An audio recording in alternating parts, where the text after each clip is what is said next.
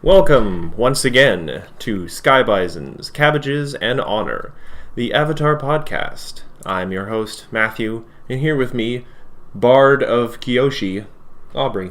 That's me! Oh, I don't have my lute. But the music it creates is always in our hearts. Oh, I don't think that's a good thing. Yes, it's very painful. With its beauty. Hey. Anyway, so we're here for episode 5 of Avatar The Last Airbender, the King of Omashu. So, I think Aubrey is handling the episode summary this week, so we'll get right into that in just a second. Book 1, Chapter 5, The King of Omashu. The Avatar crew arrives at the Earth Kingdom of Omashu. Afraid that Aang might be recognized, they disguise him as an old man. When they get into the city, we are shown the delivery system of Omashu, where Earthbending delivers packages and other things throughout the city with a series of chutes. We are shown a flashback of Aang and his old friend Bumi, who used to ride these chutes for fun.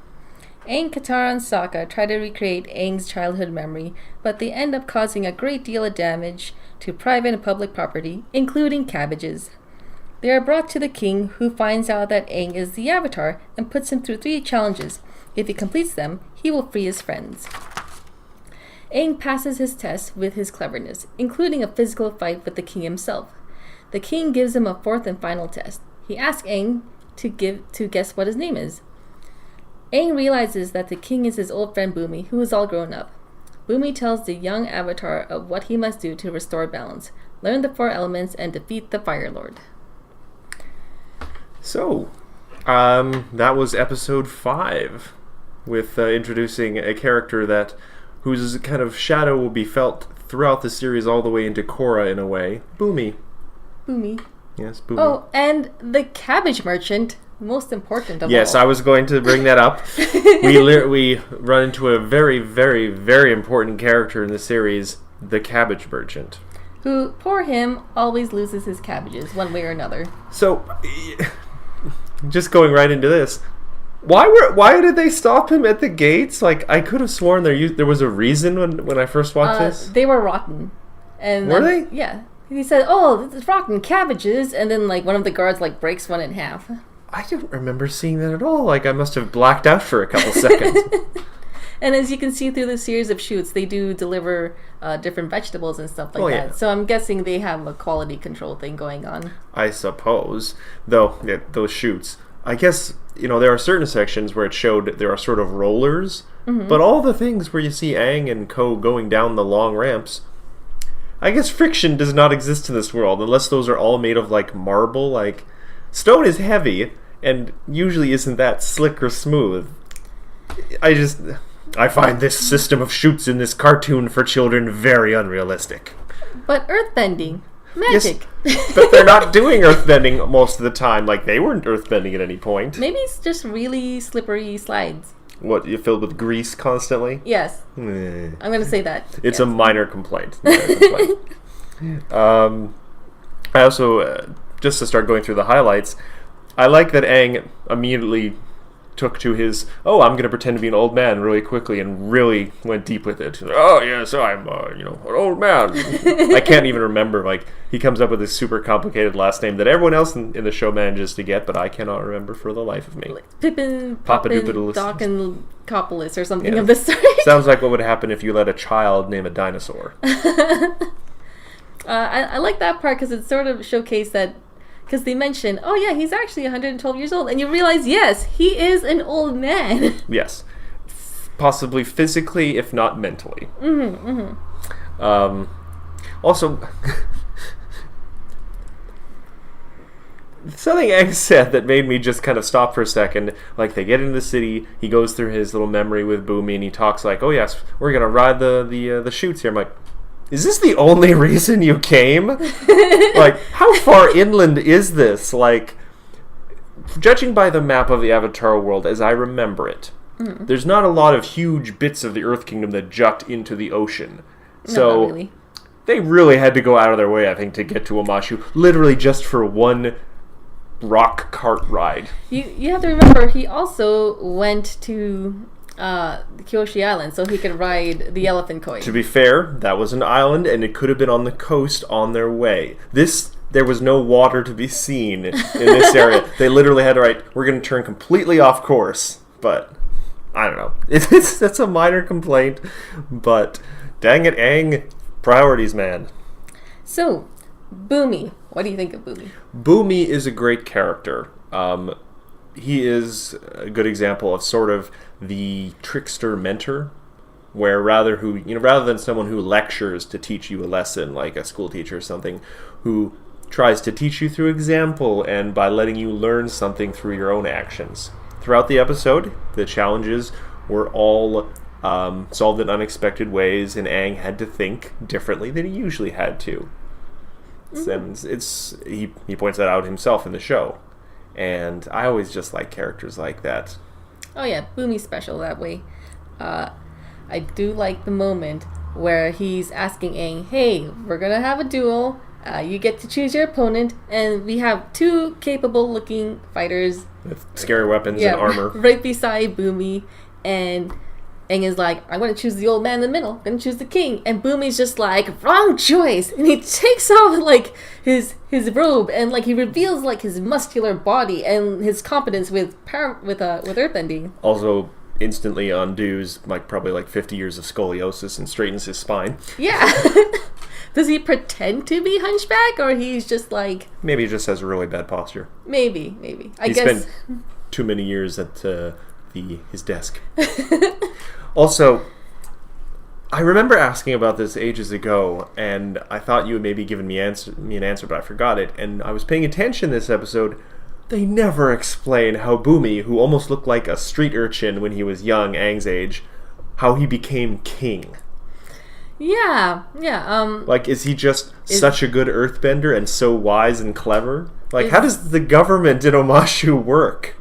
I'm guessing, since there's no democracy until later on, I'm guessing he's a prince. It would be logical to assume that because you don't vote for kings. And also, the Avatar is there. Of course he's going to be playing with the prince. Oh, I don't know about that. I don't know if Aang has any specific reason to hang around with people of the higher crust. He's just a monk. Why would the upper crust hang out with him? Because he's the Avatar. All right, fair point. That's what they do. They're like, oh, you can bend all the things.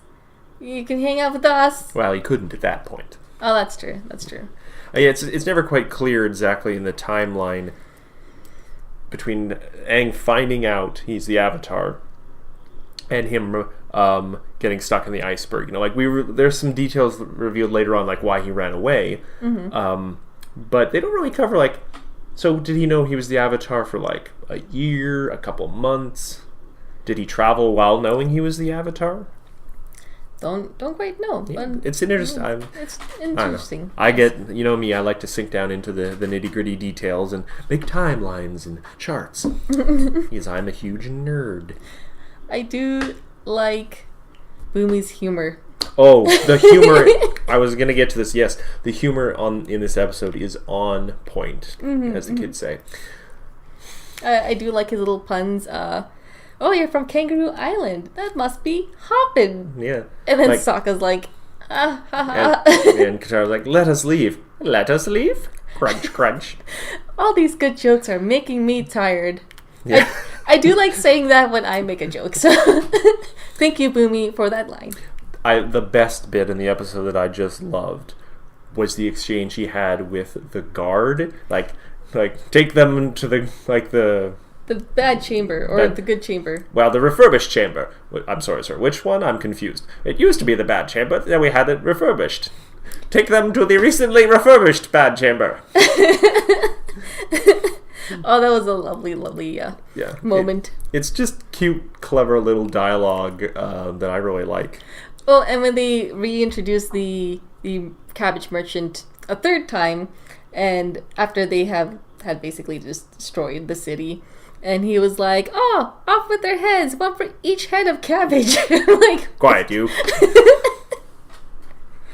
And, a bit of a spoiler, he does make his return in Korra, which I find to be delightful. He has a legacy in the world, which is quite something. I want to know that story. How he goes from a trodden upon cabbage merchant to the head of a major corporation, though apparently not known for its quality. You have to remember, those cabbages were rotten. Yeah, it's a living. There is no B story. There is no Zuko in Yes. this episode. Is this the first episode where that's happened? I believe so. There is no Zuko here. Wait. Yes, there was Zuko in the Air Temple one. Yeah, Yeah, that was when he was dealing with Zhao. Yes. Okay, yeah, so a first. Mm-hmm. Which did allow for a lot more story, because we didn't have to split our focus.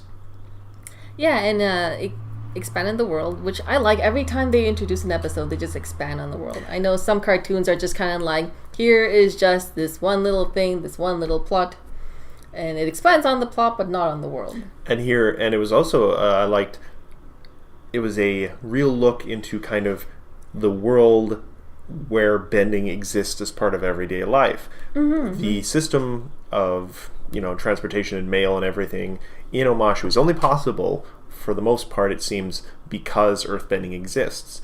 But it's not treated like this amazing, incredibly rare thing. It's, it's a feature of the city that is impressive, but it's probably worked this way for decades or possibly a century. Mm-hmm.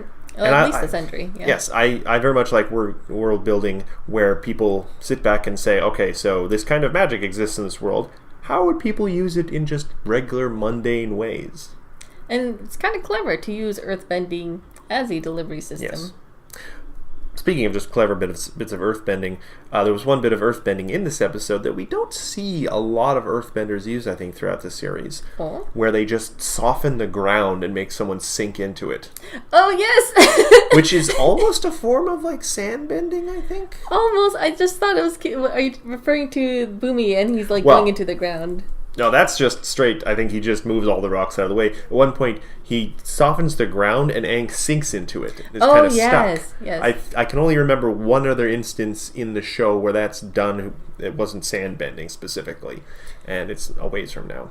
It's more like, I guess, gravel bending of sorts. Yeah, you have to wonder what the floor of that room was. Mm-hmm. Not solid rock, probably gravel. I think this is the first episode where the color palette kind of shifts. It's very green. Yes, which we didn't actually see a lot of in on Kyoshi Island, which is ostensibly part of the Earth Kingdom. It is. But this was really giving us a look at the both palette and architecture style of the Earth Kingdom. Oh, and Omashu is beautiful. It's a very interesting city. Yeah, it's three little mountains kind of stuck together with... There's you can't quite tell what it is, but there's a big archway in the center one from a distance. Yeah, it looks like it's carved out, and then it's sheer just drops on each side. Yeah. Yeah, it's pretty cool. Which could explain why a city that is apparently not that hard to reach from the coast is still, free of the Fire Nation. Oh, that's there's almost no mention of the war in this episode, other than Aang using it as an excuse, no firebenders here. Guess we'll be going now. Mm-hmm. I mean, yeah, the city seems pretty safe and happy, and they just seem to be going about their day. Oh, just speaking too of the earthbending, I almost forgot this. I really like how they did the front gate of the city, walking up the road, it just looks like it's just a blank section of the wall. But when they decide to let Aang and party in, they just earthbend and the walls just kind of peel aside almost. I'm like, oh, that is something only earthbenders could do. They do that with the prison walls as well. There's no door. They just sort of earthbend a door open. Yeah. Which I like. I wonder, I suppose that might indicate that there haven't been a lot of civil wars in the Earth Kingdom, because that would be a kind of solution that would be utterly useless against earthbenders. Yeah. We're going to put you in this room with no doors. Ha-ha. I can earthbend? Oh. I guess they could use metal. Yes, but remember, metal bending hasn't been discovered yet. That's true. But no, yes, they would use metal. To trap. Yeah, yes, I misunderstood what you meant. Because you have to remember that the Fire Nation has the ability to make metal, because have their usage of fire. Yes. Plus, they seem to be very industrial people, much more technologically advanced. Probably due to the fact that they could ban fire. So, yeah. I also like, this is the first kind of instance we get of at least an attempt at a harebrained Momo scheme. We're going to use Momo, this animal that we're not sure actually understands what we're saying, to try and do something complicated. He just kind of eats, Yeah.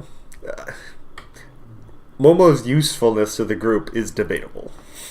He's adorable. He's adorable, but he's not reliable. He's Appa's best friend. Let me see. Covered all my highlights of the episode.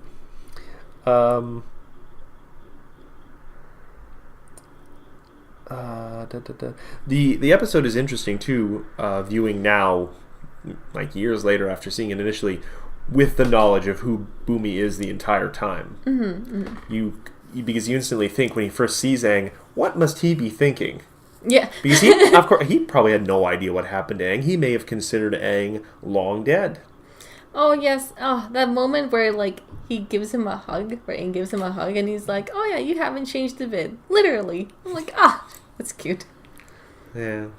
Also, poor Boomy needs to apparently get some more sleep. He has mad bags under his eyes. Well, he's busy protecting a city from the Fire Nation. So, yes. Yeah. Oh, I wrote this down, too. That waterfall room where there's just all the, stalagmites and stalactites, and the one center thing with the ladder and the waterfall with the key hanging. What is that room used for when it's not being made into an elaborate trial? It seems like a huge waste of space. Yeah, and Boomy's like, oh yeah, no one has ever thought of that before, which means he's used this several times before. His sass the entire episode. He's just being so sarcastic the entire time, and I love it. It's great. That's what Boomy is. Yes. He's one of the more entertaining old men of the series. Up there with Iroh. Yes. The series does have a good track record for older characters, as we will see as the show goes on. And they make themselves useful later on. Oh, yes. Yes. Everyone has a part to play in the series. Everyone, even the minor characters, which is great. Yeah, I like that too, when you think about it. Except certain ones who I will bring up later, who I have no time for. Oh, right. One scene I really like was the Flopsy scene, where he was chasing the little rabbit thing, and he was like, Flopsy, come here. Because his task was to capture Flopsy. And then, the bigger monster comes, and you're like, oh no, it's a trap. And then you realize, no, it's not a trap, it's a trick. Flopsy was the gigantic thingy. I did want to ask, too, because we've already seen a few examples of kind of the mismatched creatures in Avatar, which they really go ham with later on. Do you think Flopsy is like a ape rabbit? See, I wrote this down. I was just like, what is Flopsy in my notes? I wrote, what is Flopsy too? An ape rabbit? He does look like an ape rabbit of sorts. Yeah. Though I think he's got tusks too, which is, I don't think apes have tusks. Yeah. Actually, they might. Just really big teeth. I don't know. But it was super cute when Boomy was just like, oh, Flopsy. Yeah. He rolls on his back. Yeah. Sokka and Katara didn't have much going on, but this was a very Aang-centered episode. This was all about Aang. Yeah. Katara, I did like how she immediately stepped into the role of being like the grandkids. Also, credit to the guards. They did not think anything of having this pale-skinned old man with two, Inuit-looking grandchildren. Oh, this is a very good family. Oh, you have to remember that the Earth Kingdom is actually quite diverse. Diverse in a certain kind of direction, I think. They've made a point throughout the series, I think, of pointing out that the kingdom seemed very kind of isolated from each other in most respects. Especially since they all seem to dress color-coded. Yeah, well, I'm guessing that's for the kids who need to know yes. who's Plus, in Earth Kingdom. People like bright character design, so. I do like the color scheme of the Earth Kingdom. It's just various types of green, and then brown, and various types of beige. But then again, there was Boomy's big purple outfit. Yeah, that kind of came out of nowhere. He was like, "What do you think of my outfit?" I'm waiting. It was quite lovely. Yeah. Boomy's just I just was smiling this entire episode once Boomy showed up. He's just a delightful character. He makes you smile. Oh gosh, he's just great. Well, what else do we have here? I may have burned through most of my things. It wasn't. This episode was heavy on sort of just kind of the plot moving forward. There wasn't a lot of quiet moments to reflect on anything. No, not really. It just sort of cemented the fact that Aang is 112 years old, and he's missed out on a lot, and he needs to do this, and this in order to save the world. Yes, Boomy was trying to teach him a lesson that I will make an effort to see if Aang takes some of these lessons to heart in further episodes. Like, if he tries some very creative solutions to problems. The line that sticks out to me is, "When you face Fire Lord, I hope you think like a mad genius." And I'm like, oh! Yeah, oof. That's a long way off. Yeah, we got several episodes before that. And that'll be quite the episode to talk about. I could talk about that forever. Oh, we will. Well, it'll be a special. But we're talking about this episode, the King of Omashu. Do you have any other highlights or just questions about odd things in the episode? No, not really. This was a pretty solid episode. I loved it. It had a lot of funny bits. It expanded on Aang's past. It expanded on the world a little bit. There was this moment I loved where, at the very beginning, where Sokka and Katara look at Omashu for the first time and they're like, "That's a city?" And you realize just how sheltered they were. Well, not necessarily sheltered, but their culture does things a very specific way. They don't seem to put a lot of stock, at least in the Southern Water Tribe, in big permanent buildings. They're probably they may be a nomadic people. They probably follow animals and stuff. So yeah, and Sokka, he even says, "Oh yeah, you have buildings that don't even melt," and it's like, oh, that's cute, and it just sort of shows the culture shock that they have. Yeah, which is kind of neat. It's nice to see. It's nice to see this world through their eyes, because they're the ones exploring it. We do need characters like that every now and then to key us in and like, oh yeah, this is something to be noted. This is something magnificent. One last point I wanted to bring up. Why does Omashu have a king? Like, they're in the Earth Kingdom. Like, why is there this little kingdom? Is there some weird history of it, Omashu being an independent city-state that just sort of eventually was absorbed into the Fire Nation but was able to keep their own regional king? Like,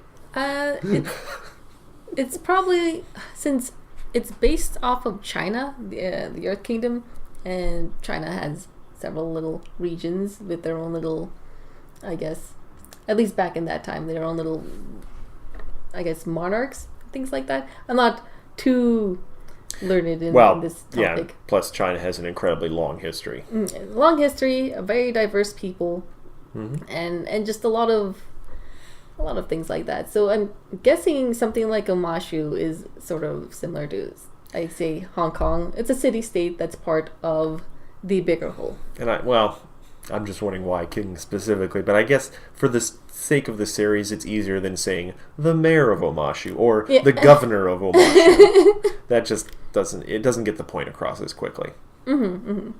Just shows that he's in charge. Yes, he's in charge, and he is an absolute authority, opposed to like having a council or something. Yeah, I could have just been overthinking the whole. I am overthinking it. That I will overthink things forever. I will overthink myself to death one day.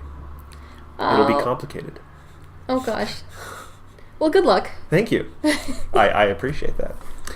I think that might be it for this episode. I think so too. All right. Well, that I think draws to a close of episode 5 of Sky Bisons, Cabbages, and Honor. Hopefully you'll tune in next time as we move on to episode 6 of Book 1. Any closing thoughts, Aubrey? No. Oh, also, I would like some Genomite one day. Ooh, rock candy. Rock candy. I think there's like kind of crystalline rock candy you can like grow. I have a crystal set I've wanted to grow for a long time. But anyway. Yeah. Anyway, thanks for tuning in. We will see you next time. Bye. Catchphrase.